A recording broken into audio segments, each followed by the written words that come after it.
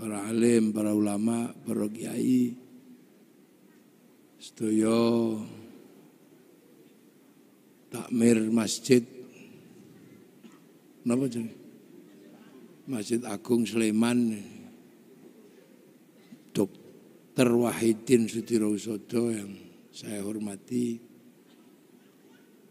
Bapak Bupati yang kita cintai, selamat dan semoga sukses mimpin Kabupaten Sleman. Baru dilantik belum sebulan. Pak Wakil Bupati, saya hormati, semoga kuat ngancani Pak Hardo. Pokoknya Pak Hardo Sare jenengan sing melek jaga gawang.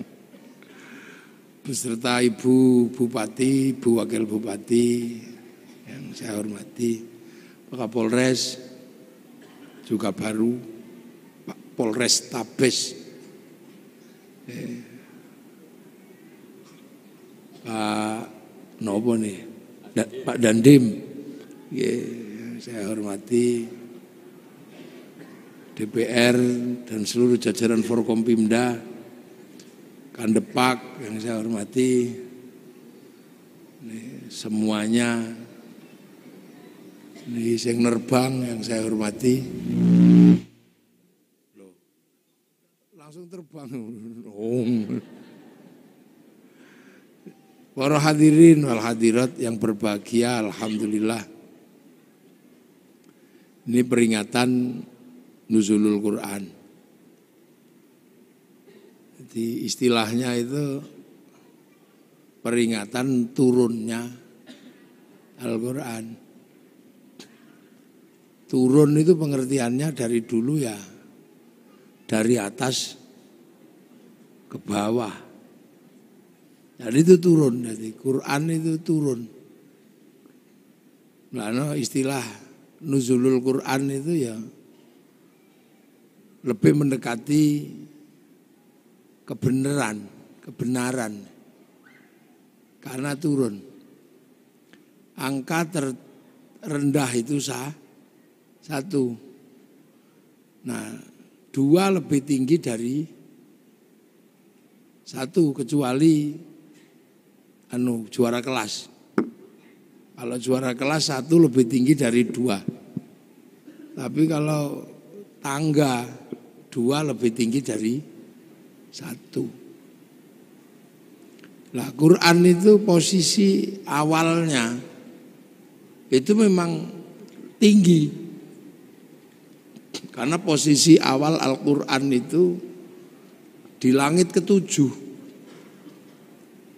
Jadi Al-Quran itu posisi pertamanya itu di langit ke-7. Terus turun ke langit 1 ini. Ini kan langit 1 ini. Bumi itu langit 1 di 1 planet. Langit 1 itu isinya Merkurius, Venus, Bumi, Mars, Jupiter, Saturnus, Uranus, Neptunus, Pluto. Nggak tahu ini sudah dianulir apa belum Pluto ini. Dianulir jadi Neptunus, cuman sampai Neptunus. Itu dalam ilmu tata surya ini disebut galaksi Bima Sakti. Yang diantara planet di galaksi ini ada namanya Bumi. Nah, yang kita tempati ini Bumi. Itu adanya cuma 1. Bumi itu cuma 1. Makanya Allah selalu menyebut bumi itu ardun. Tapi ardun itu ada ruang yang lebih gede, namanya sama, langit. Nah, langit ini terdiri dari beberapa langit. Makanya jamaknya sama itu samawat, beberapa langit. Nah, Al-Quran ini bukan di langit ini aslinya, tapi di langit ke-7. Jadi posisinya di langit ke-7. Nah, langit ketujuh itu di mana? Ya nggak tahu saya. Langit ketujuh itu nggak tahu jauhnya kayak apa. Karena keluar dari langit satu ini mesti keluar melalui black hole, lubang hitam. Nah, lubang hitam itu Stephen Hawking aja nggak bisa bikin rumus di situ. Orang yang paling jago bikin rumus itu nggak ngerti caranya bikin rumus menembus black hole ini, lubang hitam. Nah, Rasulullah itu pernah melewati itu. Menembus black hole, masuk ke langit kedua. Ke langit ketiga, ke langit keempat, ke langit kelima, 6, 7. Nah, itu posisinya di mana nggak tahu. Yang jelas bahwa Rasulullah itu sampai di Sidratil Muntaha, di langit ketujuh. Nah, di langit ketujuh itu ada cloud, kalau anak sekarang bilang itu. Ada cloud, ada pusat data. Jadi dunia ini ada pusat datanya. Ada harddisk besar yang berisi tentang data-data, apapun blueprint dunia ini ada datanya. Nah, data itu dijaga betul biar gak diretas, biar gak dihack. Siapa yang punya potensi untuk meretas itu? Iblis. Makanya dijaga. Nah, karena itu sangat terjaga, cloud atau harddisk catatan-catatan dunia itu, maka itu disebut lauhil mahfud. Jadi lauh itu adalah, dulu orang Jawa dulu lauh itu sabak. Sabak itu alat tulis. Jadi tempat untuk menulis itu lauh. Mahfud yang terjaga. Nah, itu catatan semua ada di situ. Yang sebelumnya orang-orang dulu sebelum Islam menyebut, kalau orang Yahudi Nasrani menyebut itu namanya Tabut Sulaiman. Orang Yunani menyebut kotak Pandora. Nah, orang Jepang menyebutnya kantong Doraemon. Pusat data itu. Jadi ini kita berbicara tentang pusat data. Nah, Quran itu dari situ. Bal huwa Qur'anum Majid fi lauhim mahfud. Jadi Quran itu downloadan sebenarnya. Yang download Rasulullah melalui proses sampai 15 tahun di Gua Hira, itu proses download. Makanya Quran itu turun itu seperti PDF. Ada passwordnya. Nah, passwordnya ya alif lam mim, kaf ha ya ain shad, alif lam ra, itu password sebenarnya. Makanya itulah yang disebut algoritma Al-Quran. Kalau anak sekarang mungkin menyebutnya coding. Coding, jadi alif lam mim itu coding itu sebenarnya. Maka rumus membacanya beda. Rumus membacanya bukan pakai alif ba ta, tapi pakai abjadun hawazun. Ada ilmunya. Nanti kapan-kapan sampean datang ke Pondok Minggir, tak ajari cara baca codingnya itu. Kitabnya banyak, ada Al-Aufaq, kitabnya Imam Ghazali, yang oleh orang Indonesia disebut wafak atau raja itu. Tiba-tiba ada huruf ain, ketemu mem, lam, terus tempel di pintu itu. Itu coding sebenarnya. Yang karena kita nggak bisa mencerna terus disebut bid'ah, disebut musyrik, karena kita nggak bisa mencerna. Karena itu coding. Makanya akhirnya kalau kita lihat huruf seperti itu di dalam Al-Quran, langsung kita sebut maknanya Allahu a'lamu bimuradi. Hanya Allah yang tahu maksudnya. Itu sesungguhnya coding. Jadi Quran ini downloadan kalau dalam bahasa anak sekarang. Nah, manusia itu juga berasal dari situ. Jadi sebelum sampean di sini, itu juga diregister di situ duluan. Jadi manusia sebelum fanfukhur ruh, sebelum roh itu tiup ke dunia ini, manusia itu juga diregister di situ. Dicatat dulu di situ, di lauh itu. Ditanya, alastu bi rabbikum? Kamu lupa nggak kalau nanti kamu tak turunkan ke sana itu, ke bumi yang jauh itu, kamu lupa nggak kalau aku ini Tuhanmu? Sampean semua pernah jawab di hadapan Allah. Qalu bala syahidna. Ya Allah, saya saksi bahwa engkau Allah. Ya sudah. Akhirnya manusia juga diturunkan ke sini. Nah, ketika manusia diturunkan ke sini terus tiba-tiba ya sama menjadi makhluk bumi. Makanya Quran itu disebut petunjuk. Petunjuk buat siapa? Buat manusia. Ibaratnya Al-Quran, ibaratnya pabrik itu mengeluarkan TV, maka di situ juga ada buku petunjuk pemakaian TV, buku petunjuk pemakaian handphone, buku petunjuk pemakaian ini. Makanya Quran itu disebut hudan, disebut petunjuk. Untuk siapa? Lil muttaqin. Gitu. Nah, muttaqin ini. Makanya muttaqin itu yang pertama kali adalah alladzina yu'minuna bil ghaib. Jadi jangan salah. Jadi karena ini sebuah sistem di mana sistem ini tidak semuanya bisa dibuka oleh manusia, maka Quran itu sebelum ini jadi petunjuk dikasih coding dulu. Alif lam mim. Loh, makanya muttaqin itu adalah orang-orang yang meyakini bahwa ada yang gaib. Karena apa? Ya karena nggak kelihatan. Nah, ini yang kadang terjadi perdebatan akhir-akhir ini, orang belajar coding disebut bid'ah. Orang belajar coding disebut musyrik. Ini sekarang ini banyak. Padahal Quran ini bukaan pertamanya ini coding. Algoritma Al-Quran. Kalau ngerti algoritmanya ini dunia beres. Kenapa Cina itu begitu kuat?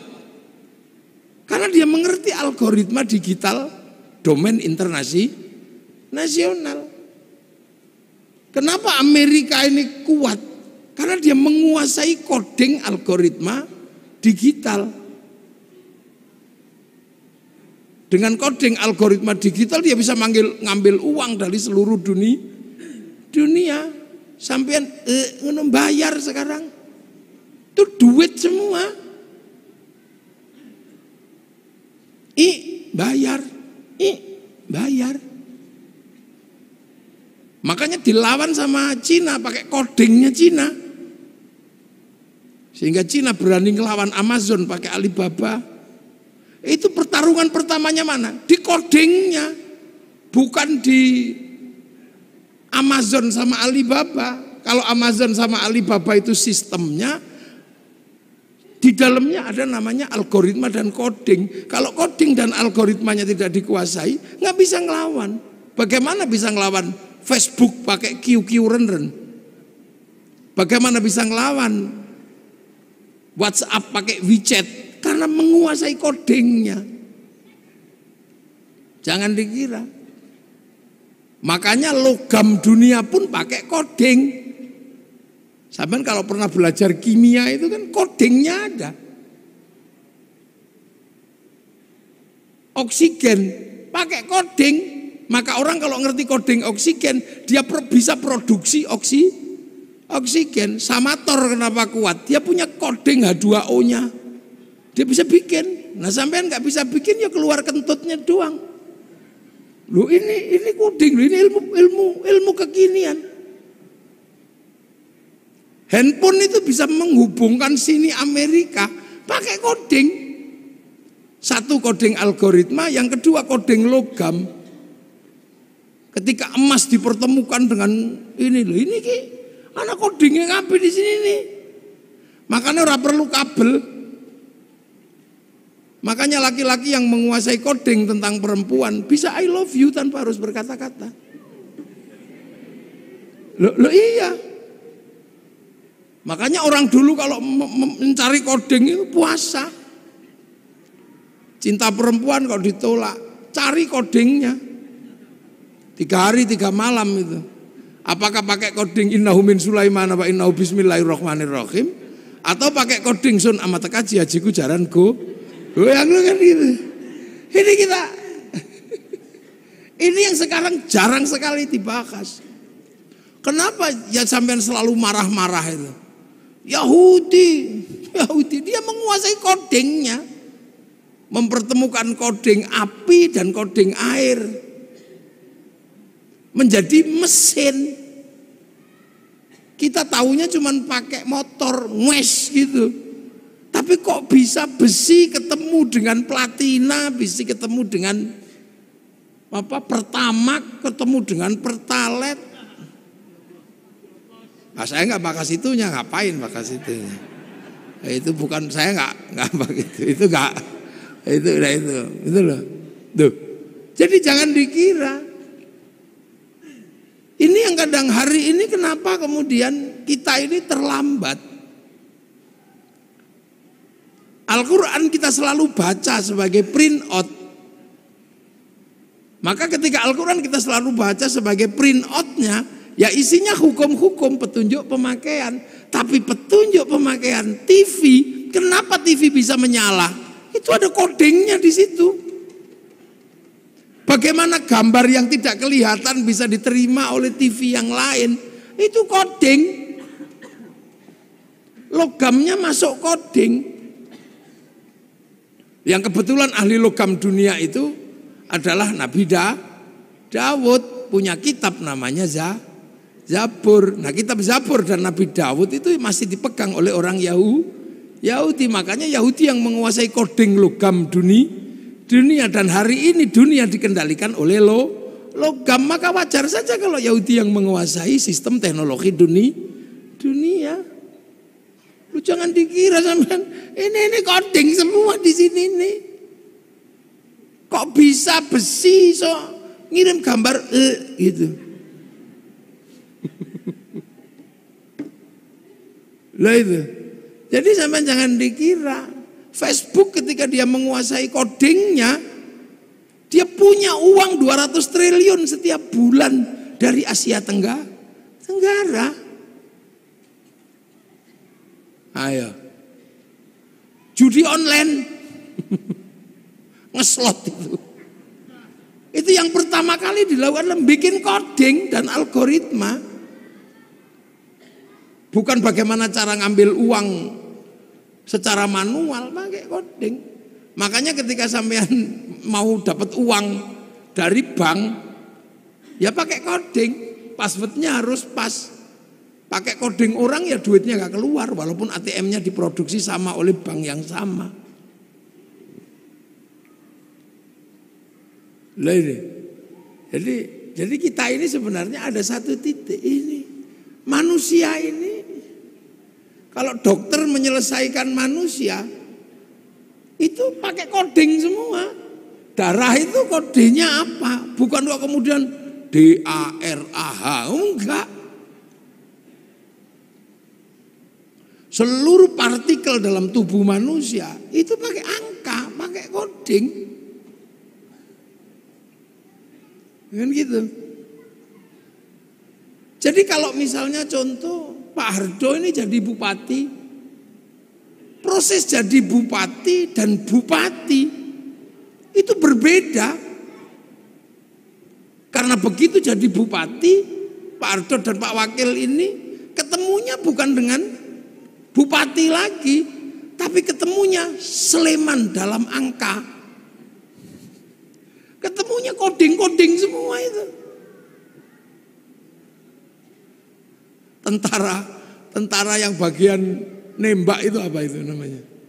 Apa? Tentara yang bagian kavaleri? Bukan. Armet itu. Armet itu nggak ada di situ tembak, itu nggak ada. Itu pakai kode-kode semua, angka semua. Jadi jangan dikira. Nah inilah sebenarnya dari awal itu kita sudah cukup maju sebenarnya diajarkan bahwa Al-Quran ini adalah downloadan. Nah manusia ini juga produk dari sana. Sama-sama dari pusat yang sama. Makanya manusia ketika turun ke sini dikasih paketan kan, ada paketannya itu. Karena dari pusat data yang di sana kasih paketan rezekinya sekian, istrinya ini, nyawanya sekian gitu. Kalau paketannya habis ya kick, udah selesai.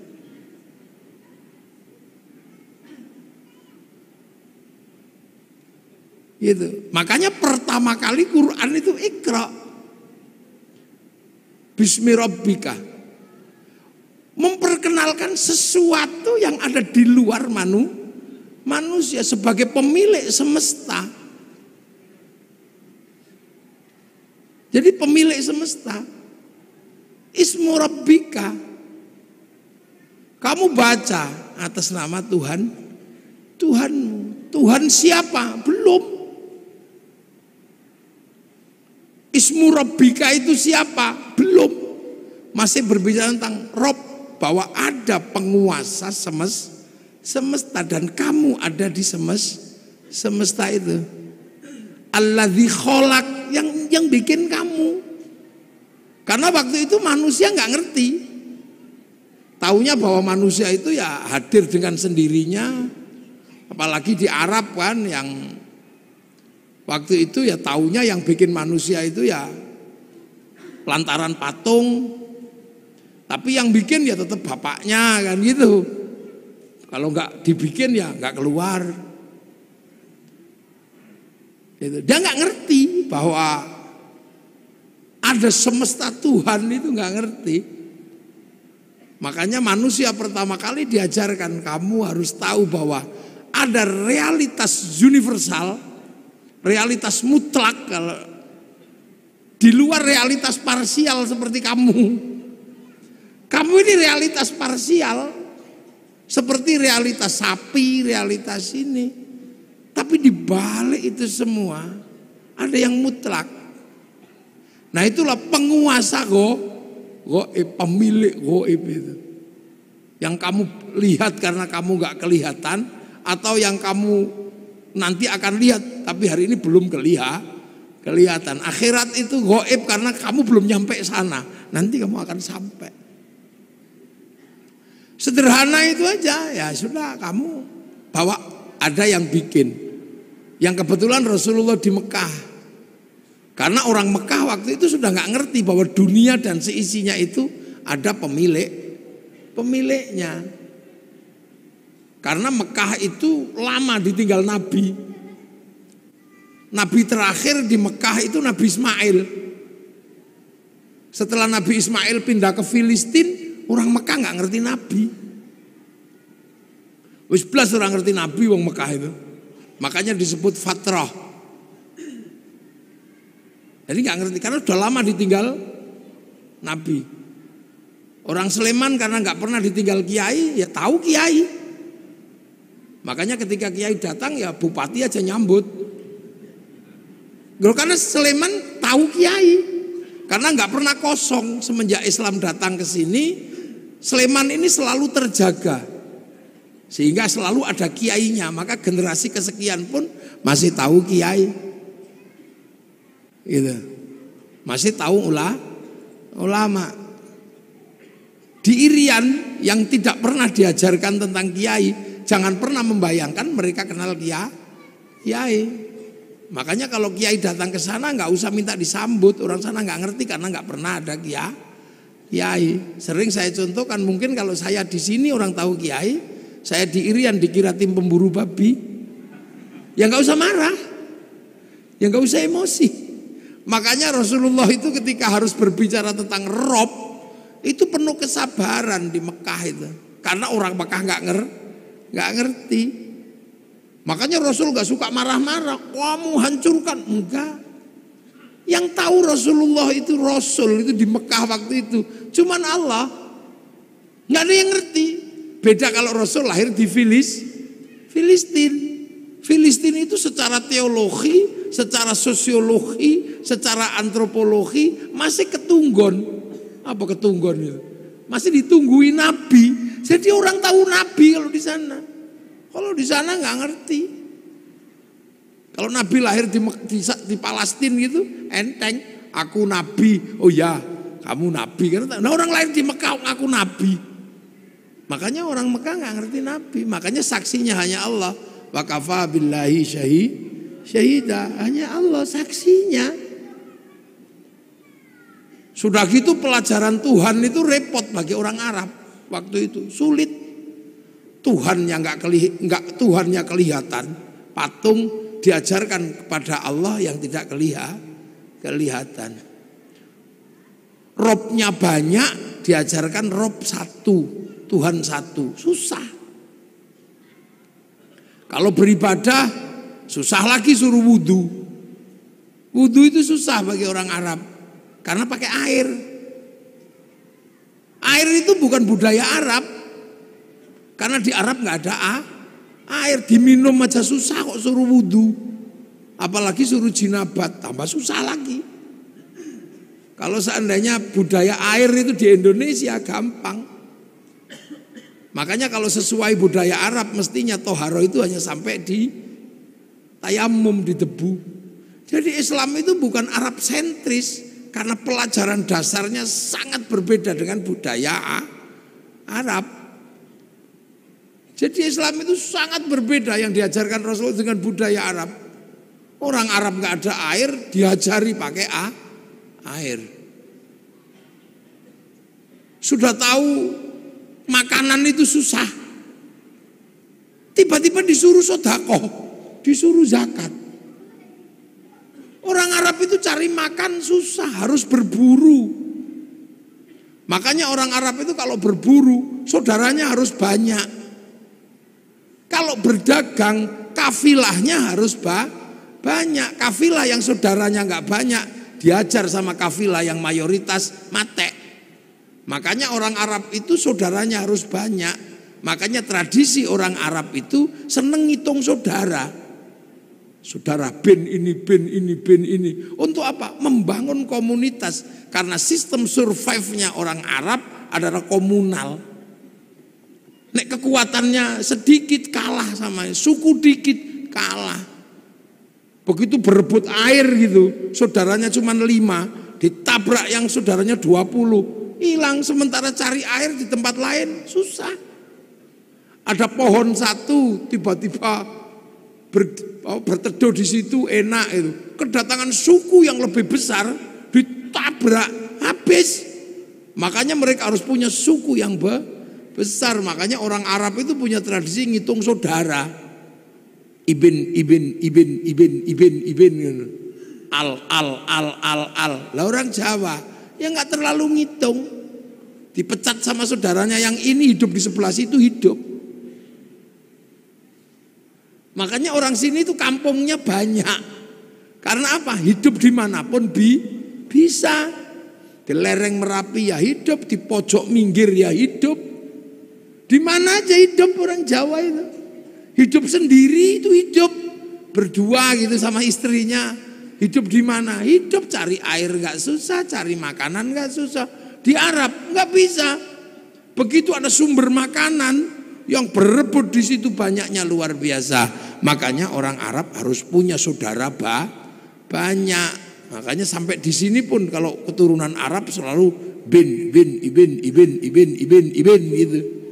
Kalau di sini nyaman, nggak boleh ngambil air di situ, bikin sumur di sebelahnya, ada sumbernya. Makanya di sini desanya banyak. Orang Arab kota karena untuk menguasai resources butuh saudara yang banyak. Nah itu makanya ketika makanan aja susah, kok disuruh zakat?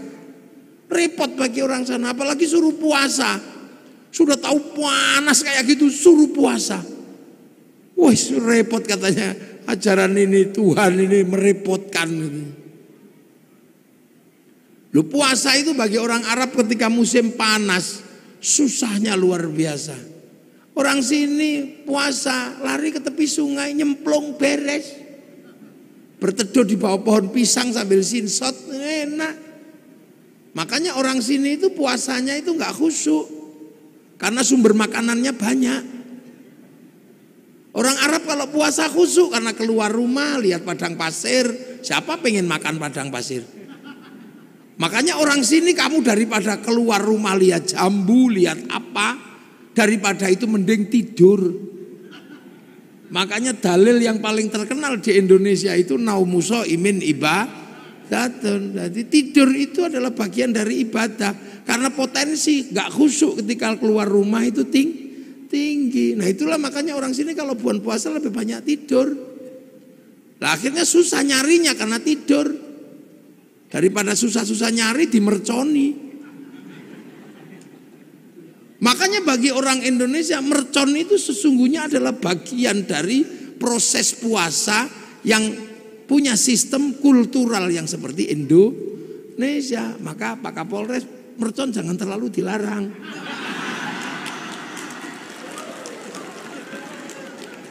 Loh ya kan, ada bagi lo ini budaya masing-masing sama. Orang Arab itu kalau zuhur asar, satu-satunya tempat yang besar itu masjid. Dan senang berkerumun. Makanya setiap waktu sholat mengumpulkannya gak susah. Nah orang sini di rumahnya nyaman, di sawahnya nyaman, sehingga waktu sholat lebih banyak tercecer di rumah, tercecer di sawah. Orang sana pasti langsung datang ke masjid. Karena apa? Pusat komunal itu masjid. Makanya kalau di sana Allahu Akbar sudah di dalam masjid. Wong sudah nunggu semenjak sebelum sholat. Lah di sini nyaman di sawahnya, nyaman di kebunnya, makani bebek. Ya maka nunggu masjid itu.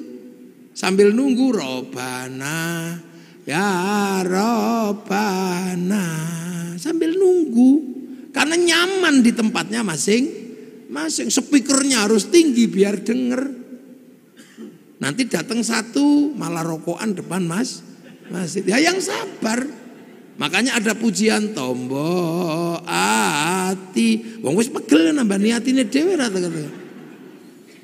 Ini menghasilkan sistem sosiologi agama. Antropologi agama itu muncul dari situ. Begitu udah gak tahan karena terlalu lama baru diuruki anjang jeruan teko. Ini sistem sosiologinya. Makanya puasa di sini nyaman orang tidur ngorok gini. Lihat matahari gak kayak orang Arab. Orang Arab matahari keluar nampak. Karena apa? Padang pasir. Orang sini baru bangun, nggak akan lihat matahari, kehalang Gunung Merapi, kehalang bambu, kehalang apa.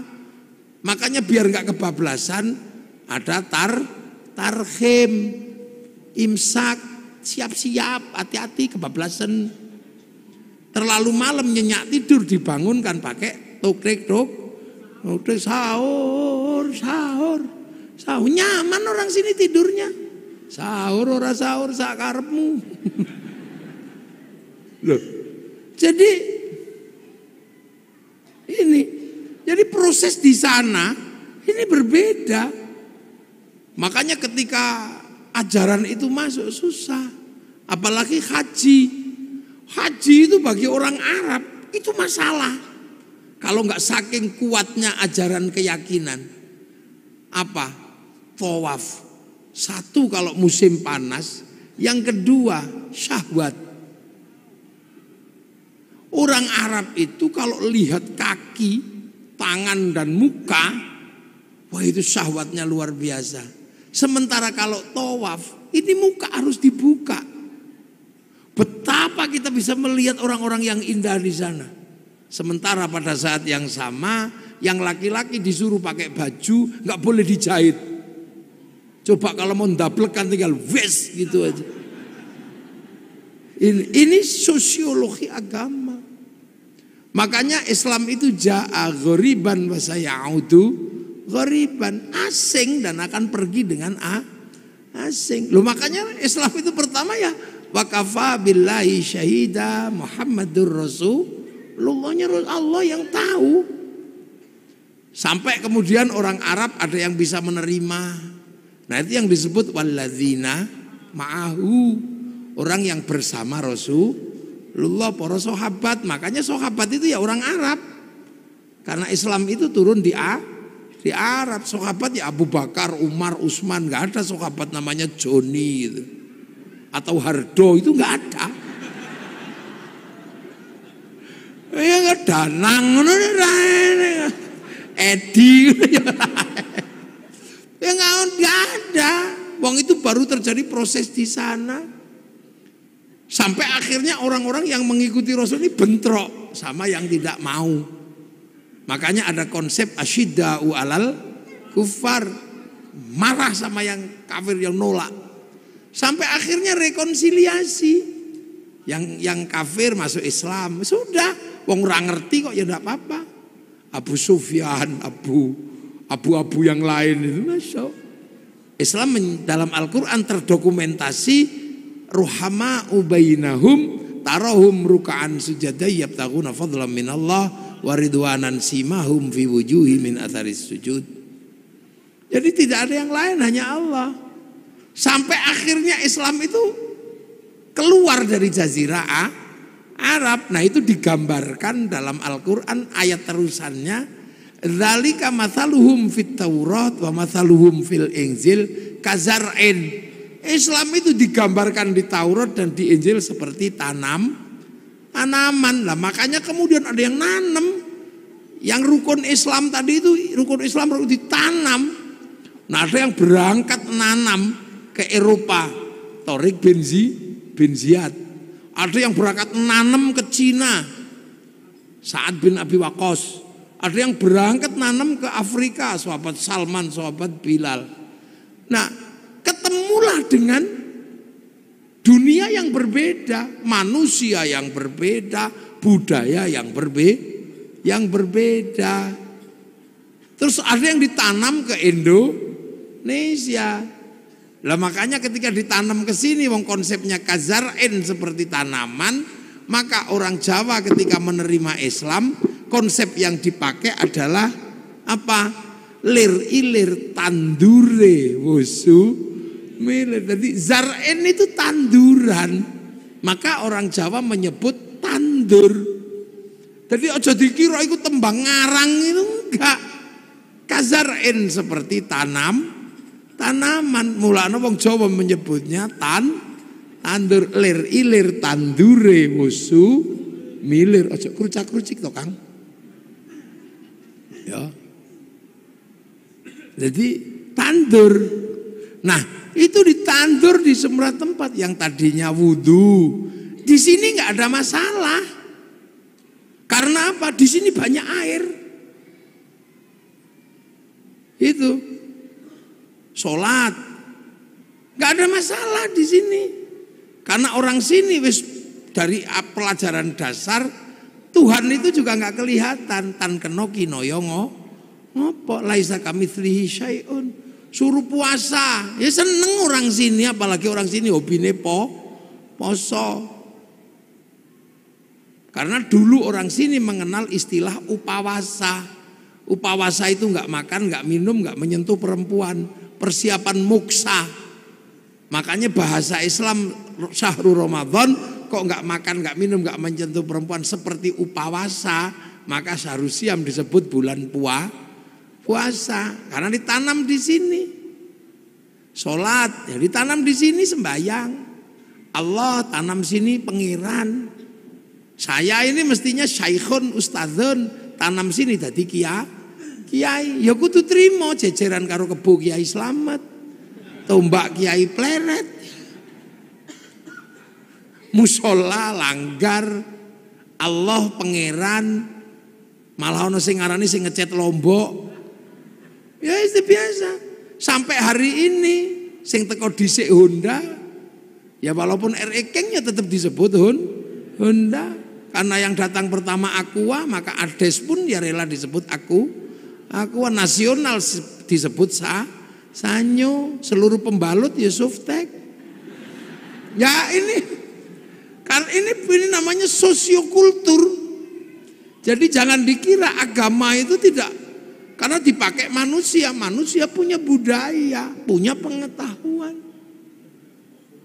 Ya kan, begitu ditanam di sini orang nggak boleh lagi ribut masalah jenggot. Karena apa? Manusia sini rasnya Mongoloid. Ras Mongoloid tidak punya jenggot. Kalau ras Semit, bangsa Arya punya jenggot. Makanya sahabat dan orang Arab sampai sekarang masih punya jenggot seperti Nabi. Karena bangsanya sama. Maka jangan ribut di negeri dengan ras tidak berjenggot. Sampai sekarang di Arab bisa nyuntur Rasul makan pakai 3 jari, bisa wong kurma. Lah tekan kene soto ya ndak bisa. Sampai sekarang di sana jubahan masih bisa. Karena kultur dan geografinya masih sama. Orang sini pakai jubah ya nggak bisa nanam padi. Makanya jubah baju syar'i dipotong.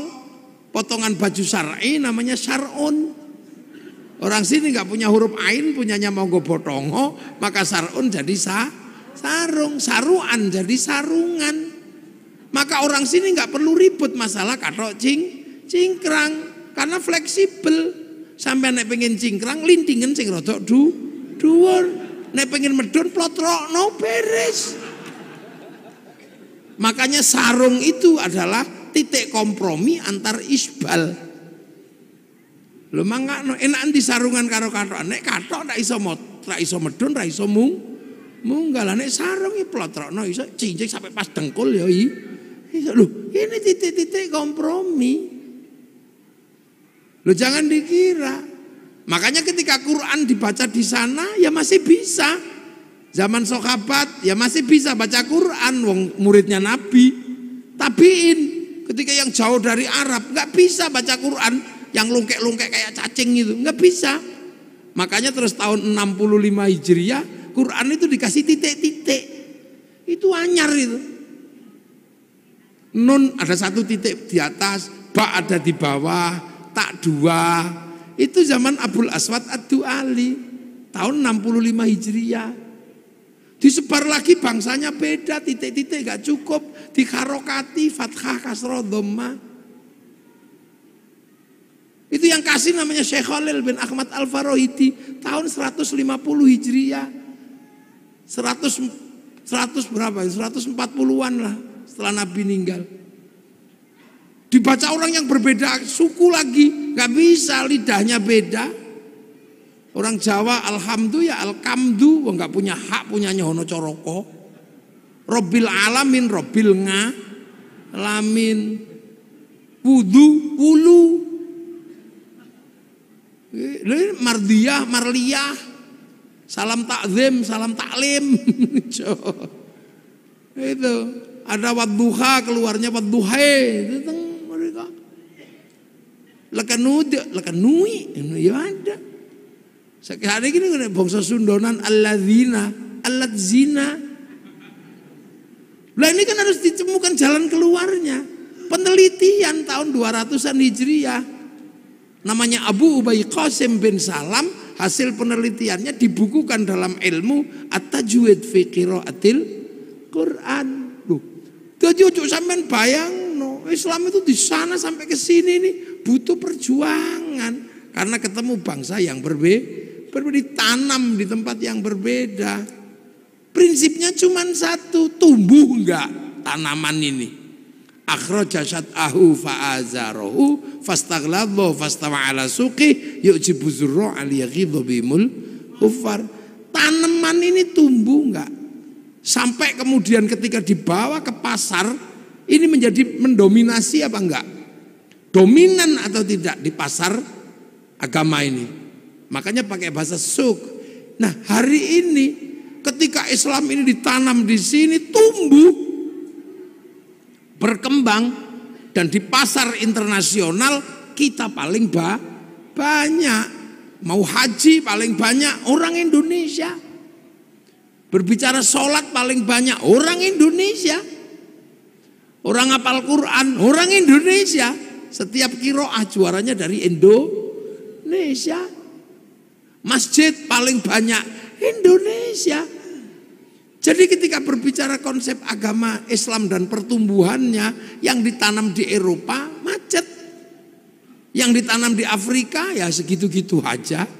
Yang ditanam di Cina juga nggak tumbuh, tapi yang ditanam di sini tumbuh subur menjadi dominasi pasar dunia. Loh kok gitu, ada yang mengatakan Islam terbaik ada di mana? Ya di sini. Ya di sini. Makanya saya kalau mau belajar identifikasi agamanya nggak usah jauh-jauh. Karena identifikasi agamanya jauh-jauh akhirnya ribut di masalah simbolik, ributnya di jenggot. Jenggot ini bukan masalah prinsip karena ini masalah perbedaan bangsa. Kok tiba-tiba di sini ribut masalah jenggot? Kalau ribut masalah jenggot ya di Afghanistan sana yang bangsanya masih jenggotan semua.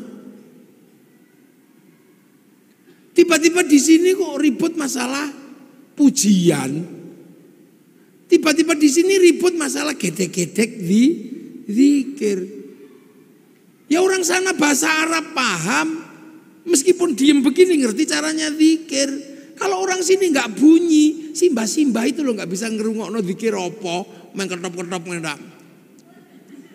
Muni apa mbah ngono. Terus menengin, ya turu. Ini problem sosiologi, agama, antropologi. Jadi akhirnya Islam sekarang ini berdebat terhadap sesuatu yang sebenarnya sudah lewat. Udah lewat masanya, coba sampai delok. Persoalan tumpeng. Persoalan tumpeng aja ribut. Loh ini kan persoalan makanan. Sampai nggak ribut orang Arab ingkunge iki onto. Napa sampean ribut ingkung pitik? Wong Yaman ingkunge wedhus. Sama ndelok itu Raja Salman kalau menyambut tamunya makan bersama. Ingkunge unta, Pak. Lengkene wedhus sing 20.000, pitik sing 20.000 sampean ribut. Soalnya nopo? Nek wedhus larang, makanya di sini cukup pitik. Murah, ndoke akeh. Loh, kita akhirnya kan ribut masalah sesuatu yang sebenarnya udah nggak perlu diributkan. Ribut masalah ngadep kiblat. Fawalli wajhaka syatrul masjidil haram. Ngarah-arah tok lho lapo sampean ribut. Pokoke anggere madhep rono ngene Allah Akbar. Wis ini wajhatu wajhiya. Wong pancene ado, sinyale kadang ilang. Allah, iki mau. Wis merem-merem ini wajah tuh wong pancene online ayo sinyale ilang. Wong pemancar utamane neng Mekah kono lagi ini cuman pemancar lokal. Begitu ono ting ting ting bakso ya. Wah, iki begitu melek sarunge bolong. Udah, lah kita itu gak usah ribut masalah ngono kuwi. Kita suka ribut sekarang terhadap sesuatu yang sebenarnya tentang Allah. Apa Allah? Ngene. Lah nek Kanjeng Nabi kalau di atas unta gini wong wis ketok teko nguri. Nek pengimamane agak rendah gini supaya ketok teko mburi. Ini kan problem-problem yang sudah terjelaskan. Jadi karena ditanam di sini ya pakai sini. Krungu Islam Nusantara. Iki apa? Luang Islam fi Nusantara, Islam di Nusantara itu ya gini. Sampean tutup auratnya katok, lambi, peci, kono jubah, kono udeng, man ngono tok. Imamah ya udah loh. Jadi kita ini terkadang ribut maka persoalan segi loro, ribut tumpeng, ribut ake, ribut hormat bendera, ribut apa? Yang sesungguhnya itu problemnya adalah problem bangsa yang berbeda, tapi rukun iman, rukun Islamnya tidak pernah berubah. Lah apa sama ribut kentongan karo beduk. Padang pasir, Allahu Akbar, Allahu Akbar, krungu wong kado. Lah kene ra dikai bedhok ora krungu. Saiki bedhok pensiun gara-gara ono speaker. Karena lebih keras speaker itu. Besok speaker ya pensiun. Wong lunga ning masjid di WA. Pakai alarm. Wah, sampean lho. Rabi biyen salaman ngene. Saiki lewat video call ya iso. Zamannya berubah. Dhisik wong Jawa sing paling sakti iku sing nempiling semaput. Ini sakti. Saiki wong sakti kere. Sak tempilingan 7 juta. Tanya Pak Kapolres sekarang. Kalau tidak percaya praktek no. Maka ilmu itu juga otomatis hilang. Dhisik orang sakti itu ketika ngelirik wong wedok I love you.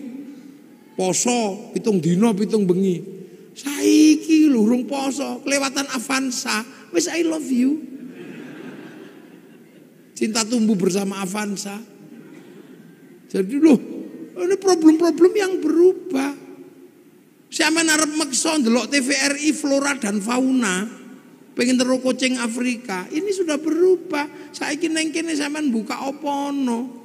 Ora perlu ngenteni sedina terus dinteni wis mertune Pak Harmoko, ngono ndak perlu. Jadi bupati pun harus begitu.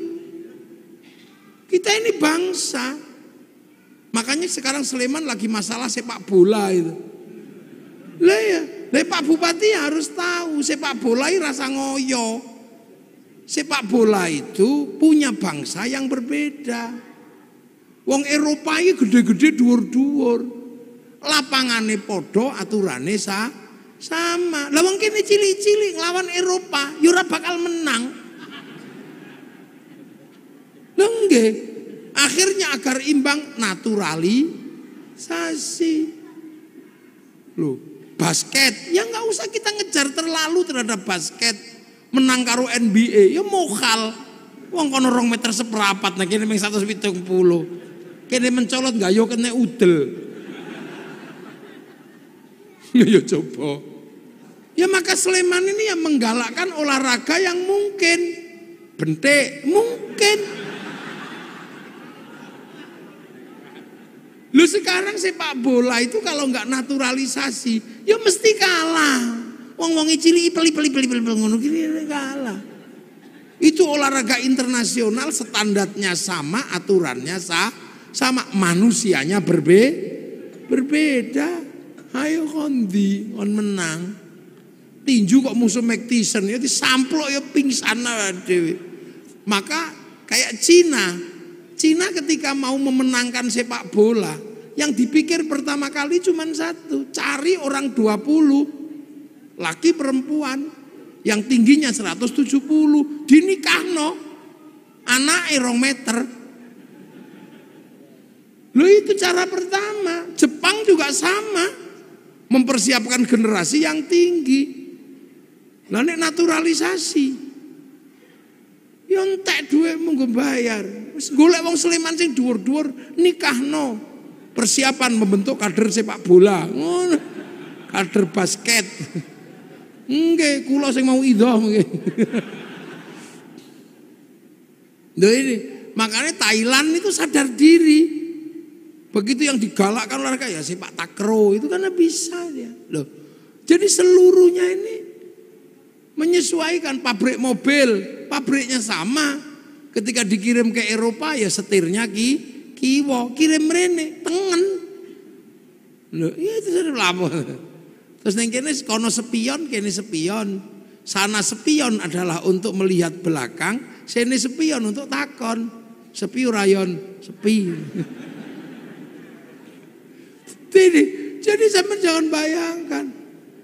Rasulullah makannya ya kurma, maka zakatnya juga kurma. Sini makanannya padi, fitrahnya juga padi. Kurban sana unta, sampai sekarang masih bisa kurban unta. Di sini maksa kurban unta, cekel polisi. Nyolong untane kebun binatang biro lokon. Loh, ini jadi ini sebenarnya sudah. Nah, yang perlu dipahami ulang adalah bagaimana Al-Quran ini menyelesaikan problem yang sudah terbuka, yang dulu dibuka oleh para ulama terkait algoritmanya. Siapa ini yang akan ngurus? Kalau print outnya udah semuanya banyak yang hafal lah, penghafal terbanyak, tapi memahami codingnya ini. Karena manusia sama-sama dari sana, Quran dari sana. Makanya manusia itu bisa dikirimi Quran. Seperti provider handphone, dia menurunkan kartu. Nah, antar kartu ini bisa saling tukar data, karena data ada di provider. Makanya kartu ini kirim data sana bisa. Tergantung kita mau paketan apa. Yang penting punya wifi. Yang tidak punya wifi, ya cari wifi gratisan. .co.id. Sama manusia ini juga bisa kirim Al-Quran, kirim Fatihah, kirim apa. Yang penting ketika kirim punya wifi. Kalau nggak punya wifi, cari wifi gratisan. Wifi-nya siapa? Wifi-nya Nabi, wifi-nya wali. Namanya tawassul. Nah, kenapa Nabi wali paketannya gede? Karena download. Nabi wali itu download. Qalu rabbuna Allah tsumastaqamu tatanazzalu alaihimul malaika alla takhafu wala takzanu. 3 tahun ya Allah ya Allah ya Allah ya Allah. Ono sing 3 tahun Sunan Kalijogo. Si Abdul Qadir 25 tahun ya Allah ya Allah ya Allah. Download, maka wali-wali itu paketannya besar. Makanya bisa mengerti hati orang karena bisa meretas. Wali-wali mau macam-macam sampean dihack karo para wali sampean paketannya gede, wong download. Nah, sampean kalau diajak download langsung tidur. Ya Allah ya Allah ya Allah ya Allah. Ya Allah ya. Alayung gringgingan.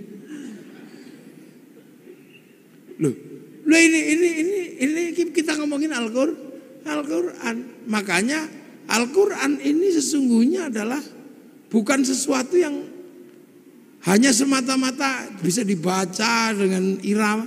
Ada di balik situ ada codingnya. Sampean menguasai codingnya itu, beres urusan dunia.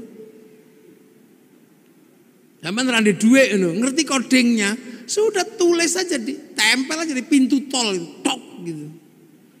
Coding duit ning Al-Qur'an. Orang kaya lewat situ mesti inget sampean jenenge. Tulis coding prek, muafik ngono ya ilek iki. Mlane wong biyen ana angel di coding wis rampung. Ngono terus diarani klenik ngono yang itu ya salah.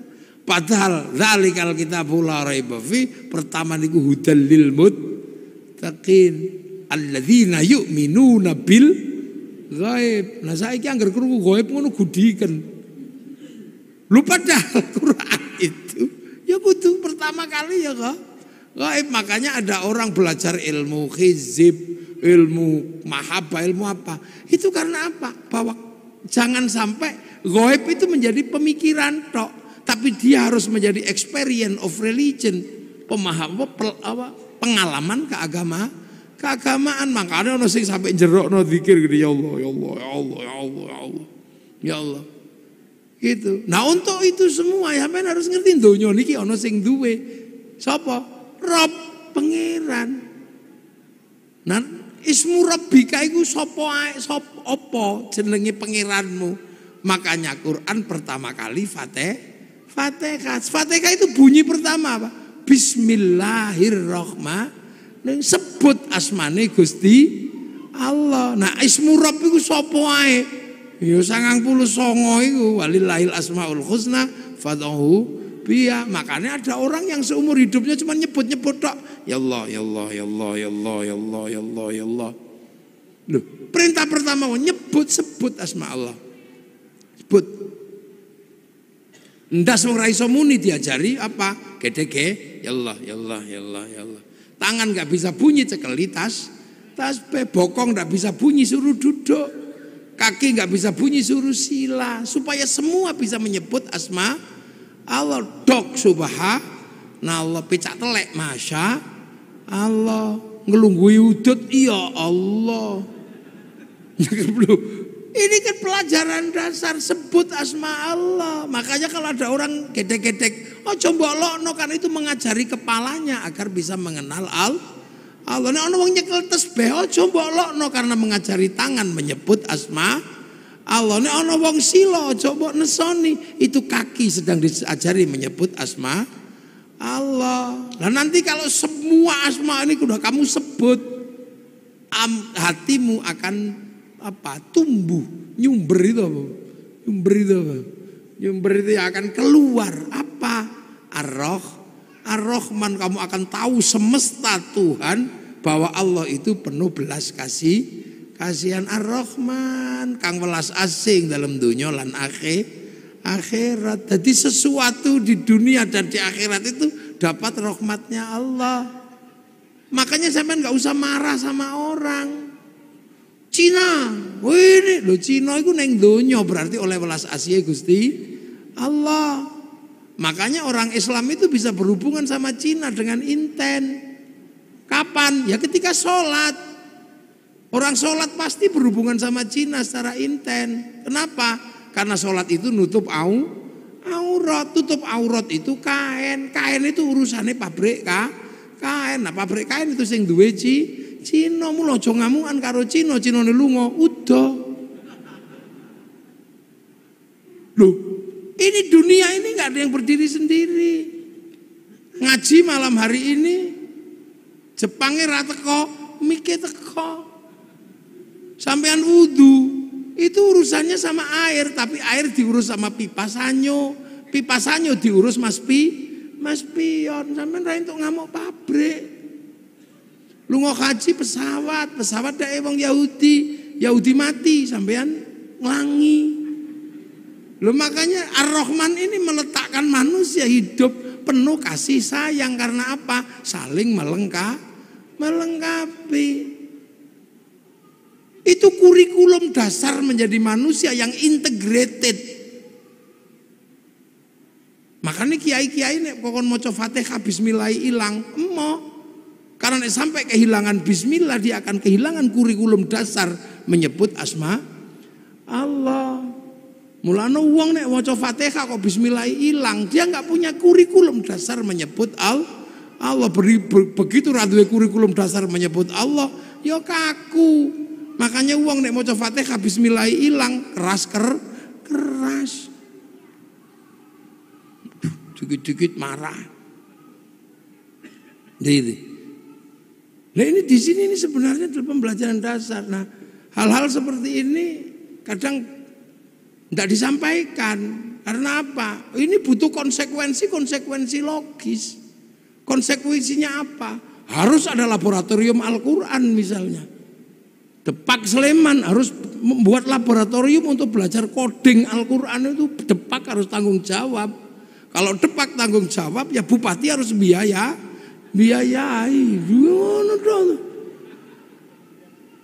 Kementerian Agama membiayai ini untuk apa? Mengkaji kitab-kitab klasik untuk membuka kembali algoritma dan coding Al-Quran. Kajian Al-Aufaq, Mamba'u Usulul Hikmah, Syamsul Ma'arif. Ini kajian-kajian coding. Saya tahu seperti ini kenapa coba? Belajar dari mana? Dari anak saya yang kecil. Angger dina Rebo belajar coding. Oh lah kok sama dengan sing tak pelajari mbiyen. Cuman ini coding digital, sing tak pelajari mbiyen coding Al-Quran. Dulu saya belajar tentang abjadun hawazun ini. Ana wedhus ngangel di kongkon manak templeki mbek ngono, rong dina meteng. Lha iku nek wong tau mondok ngerti. Uang ramanak-manak ngono dikai coding wetenge templeki pluk ngono-ngono. Oleh 2 wulan ngono wis mandeg. Lha iku mbiyen makane kan ada raja-raja itu coding sebenarnya. Oh, begitu delok lho kok padha karo sing diajari anakku. Cilik belajar coding ini sama. Cuman itu coding ABCD, kita coding Arab. Lah itulah makanya Indonesia ini nyimpen data besar juga nggak bisa. Karena coding kita nggak punya. Huruf kita menggunakan huruf ABCD. Cina bisa karena codingnya huruf dia. Makanya ketahanan digital kita nggak pernah bisa. Karena apa? Coding huruf kita menggunakan huruf ABCD, huruf Eropa. Coba disepakati coding kita huruf Jawa gitu misalnya. Terus passwordnya Belgedes. Kira-kira. Tapi untuk kebutuhan itu butuh laboratorium besar. Jadi Pak Sidik harus membahas itu nanti. Ajukan anggarannya kepada Pak Bupati. Boleh golek piye wong bupati kok kangelan. Ya iya, apakah Pak Bupati nanti golekne nang Merapi apa nang endi ya karek kondo ngono ae to. Untuk bikin laboratorium bagaimana belajar coding Al-Qur'an. Wong kitabe ono kok. Jadi ojo MTQ tok sing diurus itu, codingnya juga harus diurus itu. Algoritmanya itu mesti diurus. Karena insya Allah kalau kita ketemu coding-coding itu, ilmu pengetahuan terupgrade dengan sendirinya. Iki lho metu iku kok coding iki. Ya angka-angka semua iki dadi duwe kabeh lho iki. Jangan dikira itu enggak pakai uang itu, coding itu. Jadi video, jadi apa? Nggo coding, Kang. Iki. Ya bahwa wujudnya itu ujungnya apa? Penguasaan dan dominasi. Nah kalau sudah penguasaan dan dominasi bisa intervensi, bisa menjadi sebuah agama yang kuat, bangsa yang kuat. Artinya apa? Bisa produksi. Nah bangsa itu kalau sudah bisa produksi, kekuatan bangsanya terjaga. Kenapa Jepang nyaman? Bisa produksi. Total handphone batine piro untuk menghidupi rakyatnya. Jadi urung sampai ngelola sumber daya alam. Duit dari jualan iPhone cukup untuk menghidupi bangsanya. Jualan tank cukup untuk menghidupi bangsanya. Korea negara kecil itu loh, bisa menghidupi bangsanya dari dodolan lagu jenenge BTS. Loh, saya ini generasi zaman old ya. Masih ingat betul bahwa tahun 91 kalau nggak 92 itu konser terbesar di dunia itu Metallica di Moskow. Terjual tiketnya 6 juta tiket. Itu sampai sekarang belum pernah terbayangkan akan terkalahkan. Begitu Covid diajar karo BTS kalah. Sekali konser itu berapa? 100 juta orang yang nonton. Itu daring. Seminggu 4 kali, sebulan 16 kali. Tak hitung dalam waktu 1 tahun pemasukan dari BTS untuk Korea 2.500 triliun. Total ceng ngono tok. Amerika dapat pemasukan dari Facebook dan dari WhatsApp itu. Bayar, ngono bayar. Paling tidak per bulan 200 triliun. Nah sampeyan dodol apa? Geblek. Loh, ini penguasaan dunia jadi aja mbok kira dunia ini. Sampean selalu membayangkan APBD, APBN, tapi sektor informal yang dunia sudah bergerak nggak tergarap. Sampean malah mikir gawe biro umroh. Jadi sektornya tetap sektor manual, yang hitungannya hitungan analog, bukan hitungan digital. Pernah enggak terus tiba-tiba kaum muslimin ini berpikir sholat Jumat digital, online, malah jadi masalah. Imam yang Surabaya, makmum yang Semarang. Maka Pak Ardo jadi bupati juga mesti mikirin yang itu, Mangke Pak Ardo. Nggih, aja kok mikire pajak pasir, ora oke.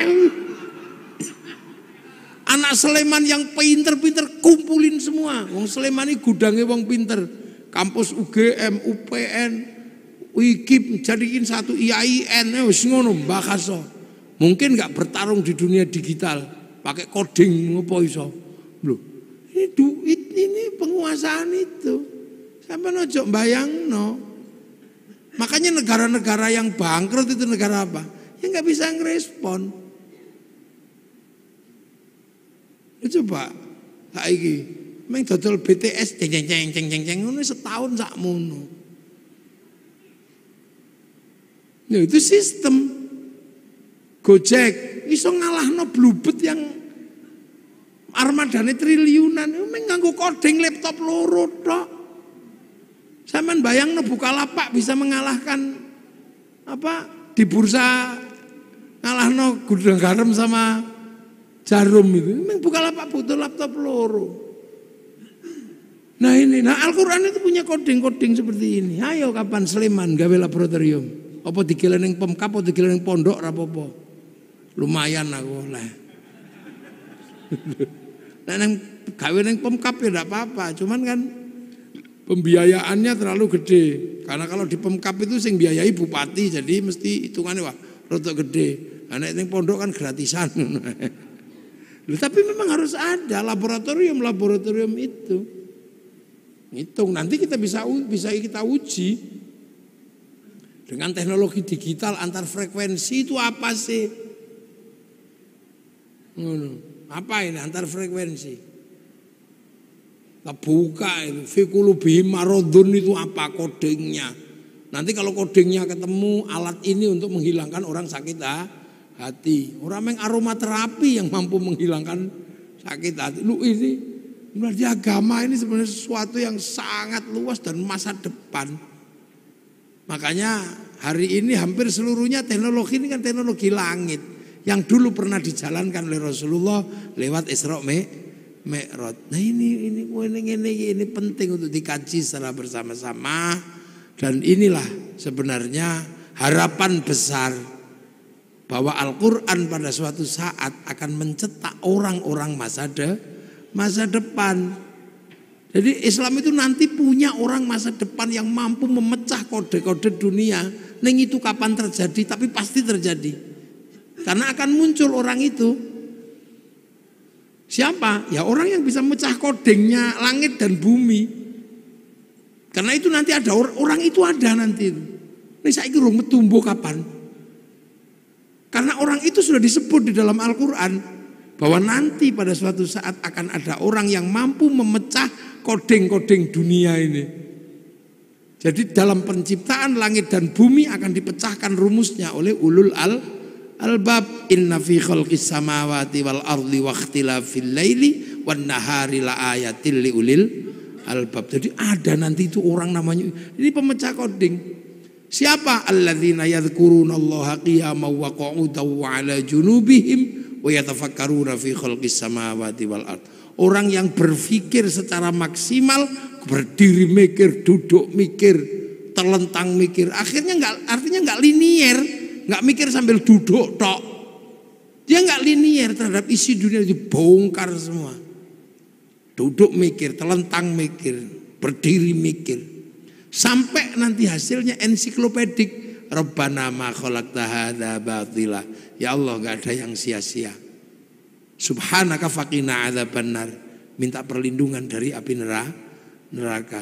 Rabbana innaka man tudkhilin nar faqad akhzaita wa ma lidh-dhalimin min ansor. Rabbana innana sami'na munadiyan yunadi lil iman an aminu bi rabbikum fa amanna. Rabbana faghfir lana dzunubana wa kaffir 'anna sayyi'atina wa tawaffana ma'al abrar. Rabbana wa atina ma wa'atana ala rusulika wa la tukhzina yaumal qiyamah innaka la tukhliful mi'ad. Ini orang-orang masa depan. Jadi Islam ini agama masa depan. Hari ini yang sudah memecah koding-koding besar itu Taurat dipecah kodingnya, Injil dipecah kodingnya. Sehingga pergerakan Injil, pergerakan Taurat yang ke arah barat mampu membangun peradaban Eropa yang demikian gede. Nah Al-Quran ini bergeser ke timur ke sini. Sanggup nggak kita memecah koding-koding besar itu sehingga menjadi bagian dari problem solving untuk bertarung di dunia masa depan. Semoga kita semua masih menangi zaman itu. Syukur-syukur di kehidupan ini generasi itu akan muncul dan kita menjadi bagian dari perubahan besar nuzulul Quran. Al-Fatihah. Rabbil alamin arrahmanir rahim maliki yaumiddin iyyaka na'budu wa iyyaka nasta'in ihdinas siratal mustaqim siratal ladzina an'amta 'alaihim ghairil maghdubi 'alaihim waladdallin amin. Bismillahirrahmanirrahim alhamdulillahirabbil alamin hamdan na'imin hamdan syakirin hamdan yuwafi ni'amaka fi mazida ya rabbana lakal hamdu kama yanbaghi li jalali wajhikal karim wa 'azimi sultanik Allahumma aftah alaina futuhal arifin. Allahumma aftah alaina futuhal arifin. Allahumma aftah alaina futuhal arifin bihikmatika wansur alaina rahmatak wa dzakirna wa nasina berdoa ya Allah ijal auladana dzurriyyatan minal khair al ibadal Qur'an usmul qiyamah wa muslim maqasidana maqasidul akhirah wa rizqan halan bi nasina abaina ummatina min syekh masyayikh jamil masyayikh al muassis Sulaiman ya Allah maghfir lahu marhamhum wa fa'anhum Allahumma la tahrimna ajrahum wa la tabdil ba'dhum fi al Allahumma ij'al qabrana tabaradil jinan Allahumma ij'al mudam jamil qubur min rahmat Rasulullah bi aqlana rijil rabbika radiyatan mardiyah fadkhuli fi ibadati jannati rabbana atina fid dunya hasanah fil akhirati hasanah wa qina adzaban nar sallallahu ala sayyidina Muhammadin walhamdulillahi rabbil alamin Fatihah ghairil maghdubi alaihim waladdallin amin. Assalamualaikum warahmatullahi wabarakatuh.